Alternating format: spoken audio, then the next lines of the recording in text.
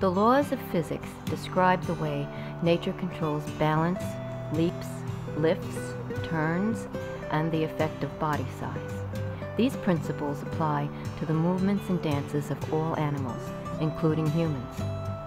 There is an individual inherent balance in every living organism, and by watching an animal in the wild swinging from tree to tree is one of many examples where you can see how animals and trees and everything else is balancing with nature.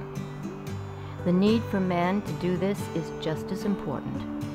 Our existence on this earth is totally dependent on our thoroughly understanding nature and having an intrinsic respect and value for all other species.